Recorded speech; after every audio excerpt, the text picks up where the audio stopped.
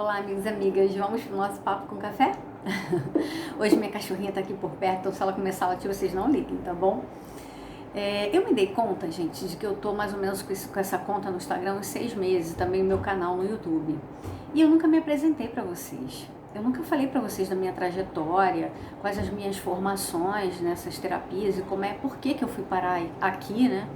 E é isso que eu queria contar pra vocês.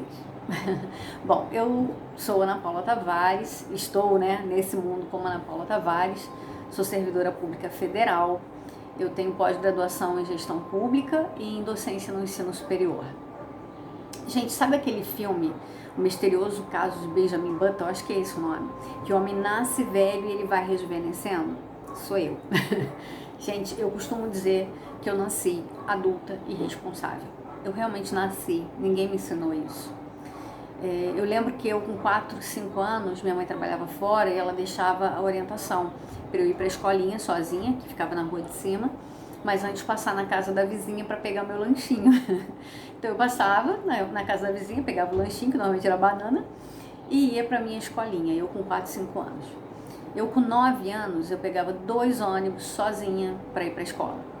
Era eu quem pagava a escola. Minha mãe deixava o dinheiro, o cheque, naquela época, e eu tinha que organizar o dinheiro, porque tinha que ter o dinheiro da passagem, tinha que ter o dinheiro da merenda. Naquela época não tinha cartão de passagem e a gente pagava a passagem. Então eu sempre fui muito responsável. Eu chegava em casa e minha mãe falava, vai tirar o uniforme para brincar? Eu dizia, não, eu só vou tirar o uniforme depois que eu fizer o dever de casa. Minha mãe dizia que eu não era normal. Ela sempre fala isso até hoje, Os vizinhos nem sabiam que tinha criança em casa, gente, porque as minhas brincadeiras eram sozinha com as minhas bonecas, dando aula para as minhas bonecas, ou falando com as minhas amigas imaginárias, que minha mãe lembra o nome delas até hoje, eu não sei, não lembro. E o ápice da minha diversão era ir para Teresópolis, para casa dos meus avós. É uma cidade serrana aqui do Rio de Janeiro, muito frio, e eu gostava de brincar descalça na grama, era um sítio, comer jabuticaba no pé e brincar com os animais todos, que minha avó tinha muitos animais. E eu gostava de ler a enciclopédia. Minha avó tinha uma enciclopédia Barça, acho que era Barça o nome, vermelha, enorme. A cada férias minha, eu devorava aquela enciclopédia inteira, além de brincar fingindo que eu era narizinho. E sempre sozinha. Eu sempre fui muito estudiosa, gente, eu amava estudar. Eu sempre fui a primeira da turma.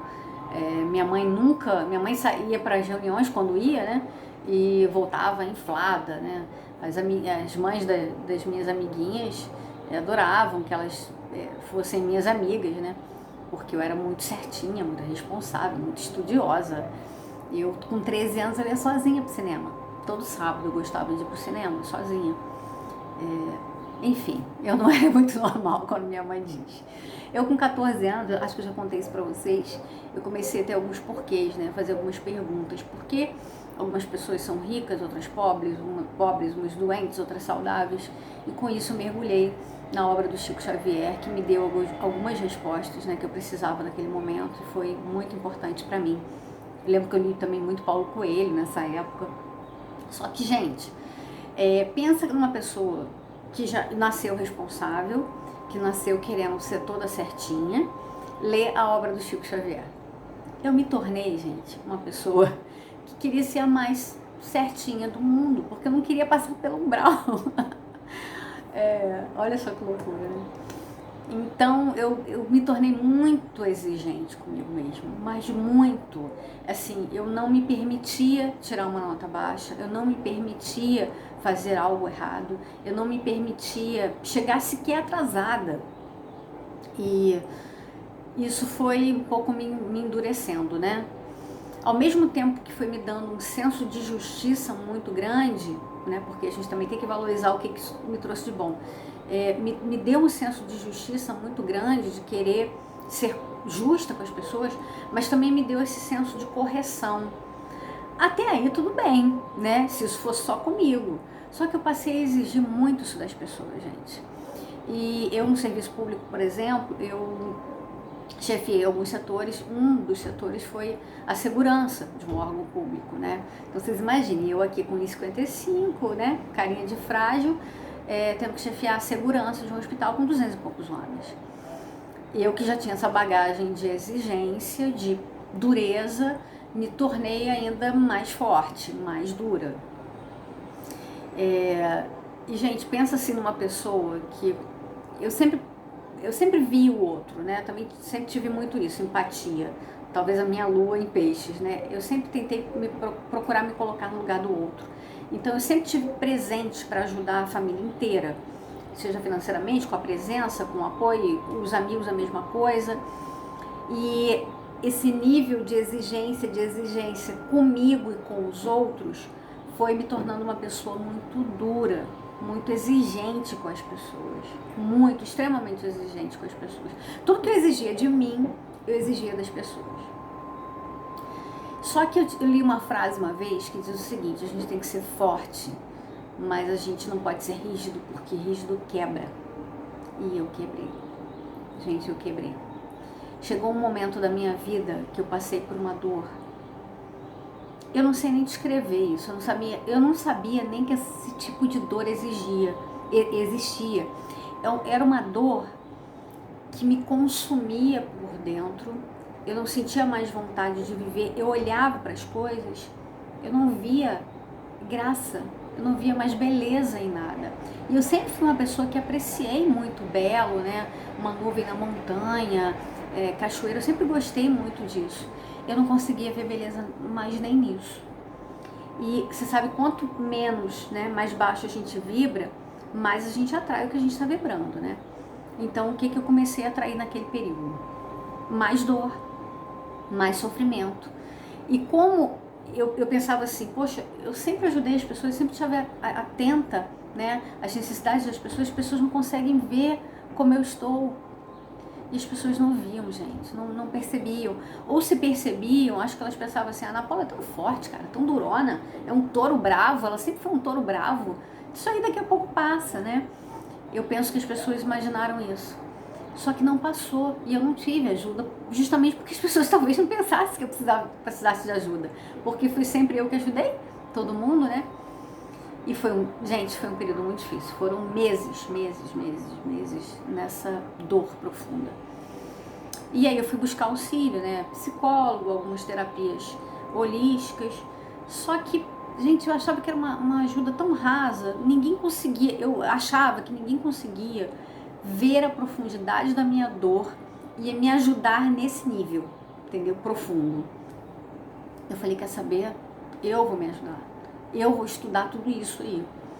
E eu fui estudar as terapias holísticas, gente. Eu comecei a estudar as terapias holísticas depois que eu consegui um pouquinho de melhora. Como é que eu consegui um pouquinho de melhora? Uma amiga minha me mandou um link de uma meditação e eu comecei a fazer meditação todos os dias, né? 2 vezes por dia. Aí isso já elevou um pouquinho a minha frequência e eu consegui pelo menos raciocinar, porque eu não estava conseguindo nem raciocinar, gente. E aí, raciocinando isso, eu fui estudar as terapias holísticas. Se eu não me engano, gente, eu me formei em 15 terapias holísticas. Se eu não me engano, foram 15. Florais de Bach, fitoterapia, cristaloterapia, aromaterapia, cromoterapia, terapia quântica. Gente, 15, tá? Mais ou menos isso. Fui estudar yoga também, não concluí o curso de formação. Fui estudar a Barra de Axis, né? Me tornei practitioner de Barra de Axis. Fui estudar hipnose clínica, fui estudar programação neurolinguística, fui estudar antroposofia. Gente, eu estudei muita coisa, eu li muita coisa. Mas até então, gente, o intuito disso tudo era só me salvar. Eu só queria me salvar, eu só queria, sabe, buscar ajuda. E eu consegui. E aí eu comecei a pensar o seguinte, gente, eu estava num estado profundo de dor. E aí eu comecei a entender as pessoas que têm depressão, até as pessoas que se suicidam, porque eu já tinha uma base de espiritualidade. Mas quem não tem passa por essa dor. Não aguenta, gente, não aguenta. E aí eu comecei a pensar isso, falei, gente, eu tenho tanto conhecimento, né? Eu passei por essa dor, eu tenho experiência própria, né? Eu tenho o conhecimento, eu sei como sair disso, não só na teoria, mas eu sei como sair disso na prática, porque eu vivenciei isso. E eu falei, não, eu tenho que ajudar as pessoas, eu tenho que contribuir de alguma forma. Então eu comecei a fazer atendimentos gratuitos, para as pessoas, né, ao meu redor, amigos, de barra de axis, de reiki, de cromoterapia, e tive a ideia de montar essa conta no Instagram para falar para as pessoas, né, para dizer, gente, olha só, existe isso, existe aquilo, façam isso, sabe, vai nesse caminho, a dizer que algumas coisas, por exemplo, existem no SUS gratuitamente, o reiki, a cromoterapia, né, muitas coisas, existe lei, né, que possibilita isso ter no atendimento básico. Eu queria informar as pessoas, compartilhar o meu conhecimento, né? Para dizer, olha, tem saída, eu encontrei a saída, me siga.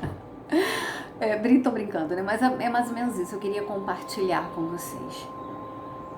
E hoje eu sou uma ressonante, mas isso eu vou falar num outro momento para vocês.